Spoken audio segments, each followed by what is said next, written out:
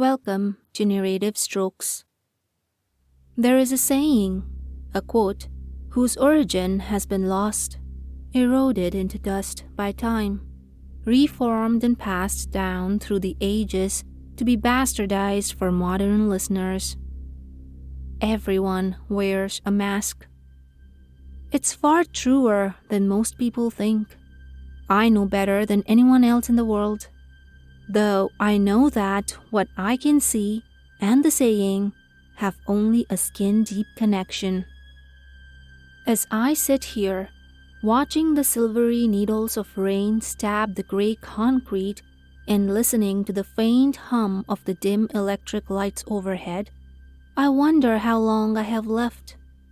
I know that I have alerted the authorities to my activities, and I know that they won't let me leave here alive, not when I could plant the seeds of doubt in the heads of the people who have lived under their secret rule.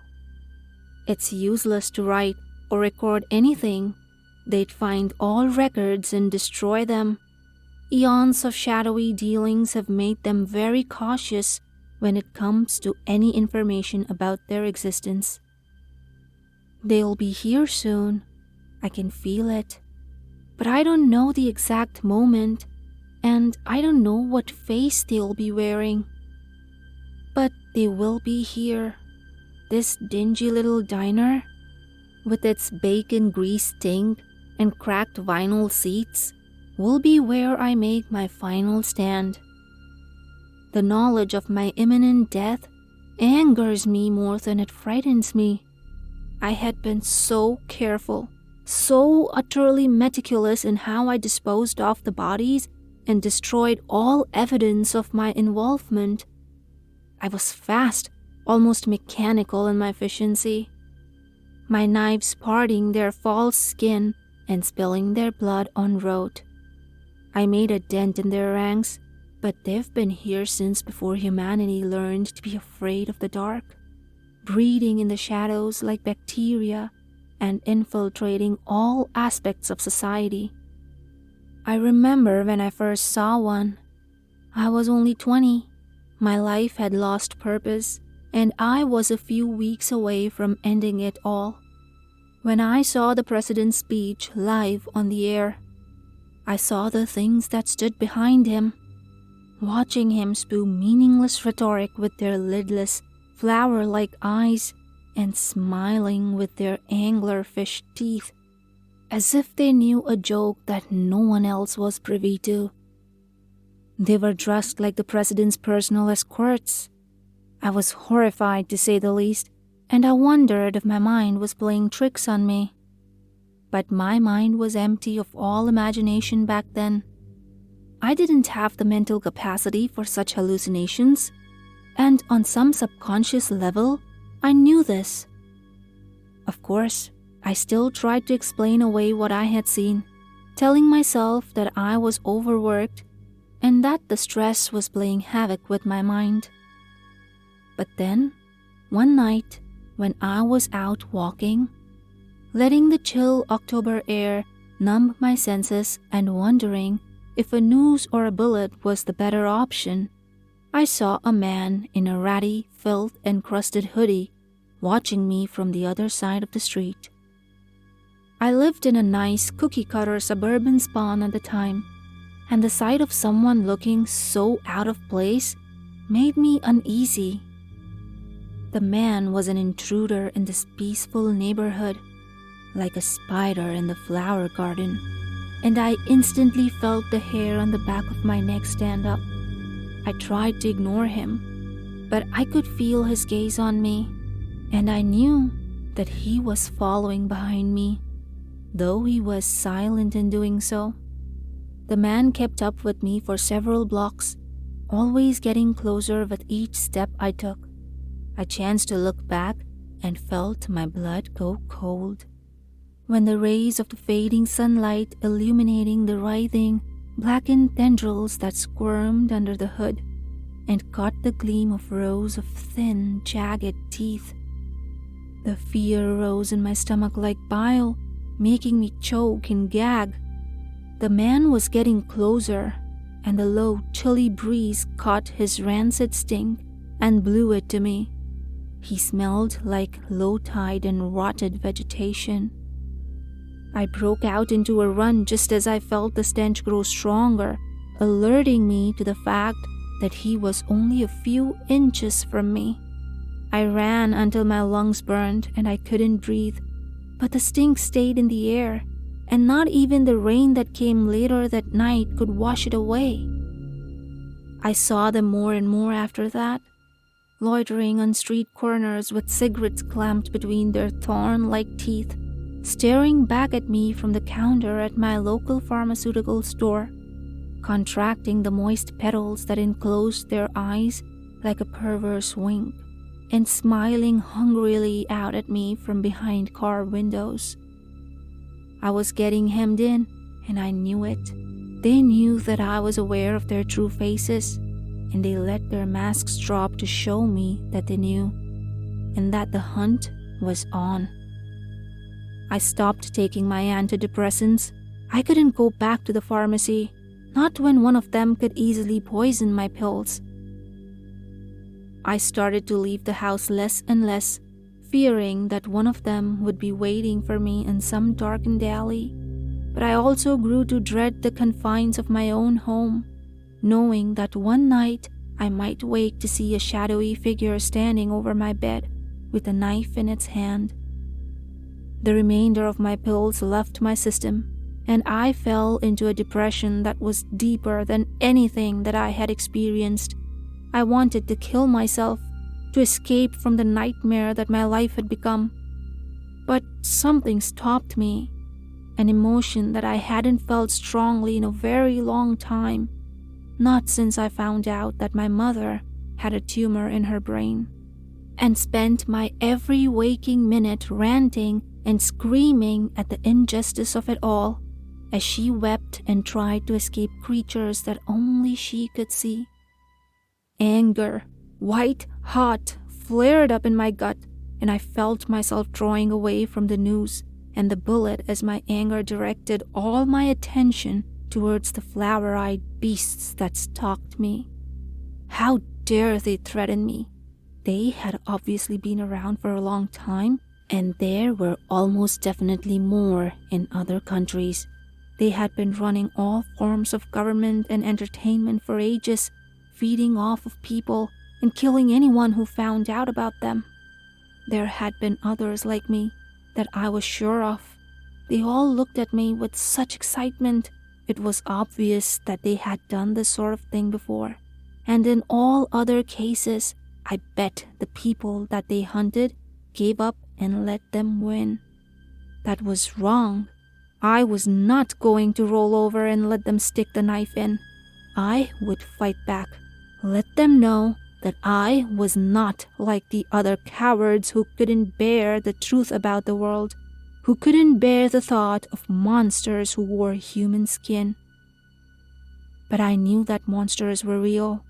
I had seen them on the news and on the internet long before I saw their true faces, and the thought of letting them add another body to their tally made me furious.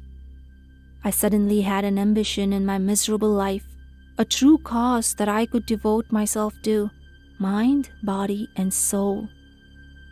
I would hunt the hunters. I would kill as many of those vile things as I could before they caught up with me. Maybe I would even manage to out them in the process. So, a day later, I donned an old ski mask that I had bought for a vacation that I had never taken, grabbed the gloves that came with the mask, and pocketed a switchblade that had belonged to my father. I went out that night and located one of the creatures, one which had, until recently, been my next-door neighbor. I saw those fleshy hollows unfurl as I walked closer, saw the fly trap of a mouth open to call to me, and I flicked the switchblade open and rammed it into his neck before he could speak. The look of shock on his inhuman face was worth all the foul-smelling, dark blood that splattered my face when I tore the knife free. I fled the scene before anybody could spot me, and I returned home with a fire burning in my mind. I was elated, happy for the first time in a very long time. I had struck a blow against the things which were stalking me. I had a new purpose in life.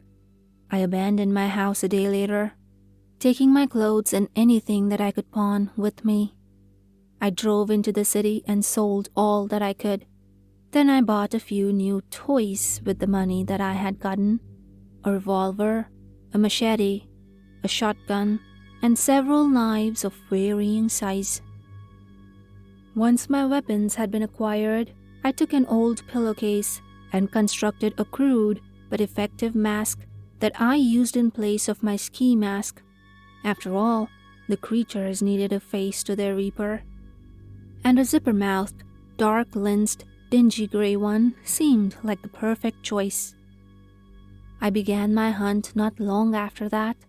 It was difficult at first, tracking them down and killing them as quickly as I could without attracting attention, but it got easier as time wore on. I made the papers not long after my 10th kill, when someone had managed to spot me and had taken a picture of my masked form standing over a slaughtered creature. I personally loved how the flash reflected off of the lenses in my mask, making my eyes look like tiny fires. They dubbed me the Back Alley Butcher, and my deeds soon became the top stories on many news stations. I saw many of the creatures who, in the guise of news anchors, read off the details of my latest exploits with terror etched into their features. They were afraid in what had to be the first time in a very long time. I relished their fear and laughed at how baffled everyone was at my seemingly random patterns.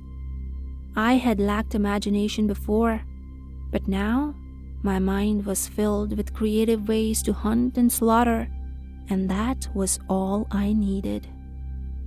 I stopped sleeping after the 5th week, but I didn't care.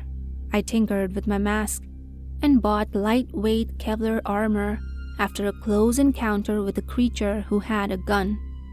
And the bloodshed continued. The intense summer heat and the deaths made reporters dub the month of my reign the Summer of Blood. I love that title. It suits me perfectly. I was at the top of my game, striking fear in whatever alien organ served as the monster's hearts. But somewhere deep down, I knew that I would be caught eventually. But I didn't care as long as I got to whittle away at their numbers. My fall came about because of my lack of sleep. I was too high on my successes to realize that my sleepless nights were affecting my health, and I began to grow dizzy and lightheaded. I was on another hunt, stalking an infamous lawyer who got child molesters and the like off scot-free. I had him cornered and was in the process of gutting him when a bullet tore through my shoulder. The lawyer had been tailed by one of the thing's bodyguards who had seen me. He was too late to save his employer, but his shot had penetrated deep and had drawn blood. I was forced to flee as the bodyguard called out and brought several people running. I left a blood trail and was forced to take shelter in a storm drain in order to tend to my wounds. I knew that my hunt was at an end. They had my DNA, and that would lead them to me. I saw my face in the news and gritted my teeth in anger at the toothy smirks of smug satisfaction that the creatures flashed when they said my name aloud. That was a few hours ago. Now I'm sitting in this diner, watching the rain fall, seeing the creatures with their flower eyes and needle teeth gathering at the sidewalk on the other side of the street. The sounds of police sirens are getting closer. The human waitress had done her job and called the police. I don't blame her. She can't see what I can. I look down and check my bag. My shotgun and revolver gleam in the dim light, inviting me to one last fight. I take out the shotgun first and load it. It'll do the most damage to the bastards. I take out my mask and put it on, savoring the smell of their polluted blood and my sweat. I place the revolver into my pocket and stand up, just as the first policemen arrive. I can see the tendrils of their faces pulling their maws into triumphant smiles. Thank you for listening to today's story. If you enjoyed it, then comment down below and let me know what you think. I'll see you next time with another story. Until then, keep smiling and don't forget to like and subscribe.